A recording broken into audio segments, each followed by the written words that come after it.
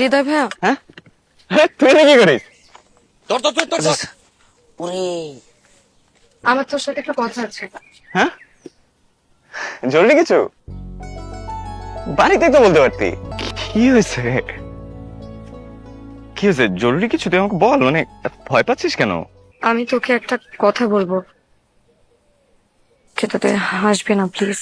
আচ্ছা ঠিক আছে বাবা, বল তো আগে। কি হলো বল। আমি তোকে খুব পছন্দ করি, অনেকদিন থেকে।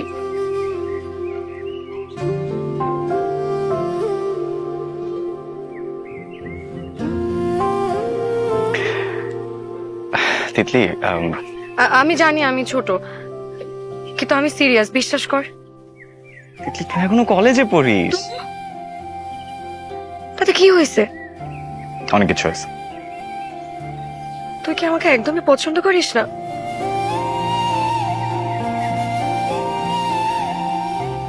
তিতলি তুই তুই খুব ভালো একটা মেয়ে। এইসব শোনার জন্য তো আমি তোকে এতক্ষণ এত কিছু বলি নাই। তিতলি শোন, দেখ এই বয়সে অনেক কিছুই সত্যি মনে হয়, দেখবি সময়ের সাথে সাথে সবকিছু ঠিক কিচ্ছু ঠিক হবে না। হবে। হবে না? হবে বললাম। তুই এত শিওর কিভাবে যে সব ঠিক হবে? কারণ জীবন সিনেমা না তিতলি।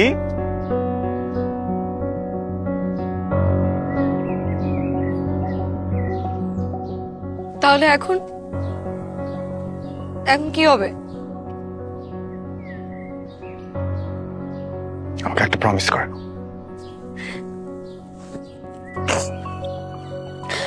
কি? আমাদের মধ্যে যাই হোক না কেন, তুই আমাদের ফ্রেন্ডশিপ নষ্ট হতে দিবি না কখনো। দেখ তুই আমার খুব ক্লোজ একজন মানুষ, আমি চাই না আমাদের মধ্যে কোনো কিছু অকওয়ার্ড হোক।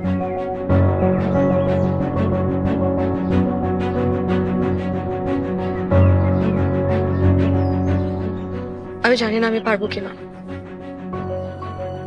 কিন্তু যদি কোনোদিন পারিও, তুই কোনোদিন আমাকে অন্য কোনোভাবে পাবি না।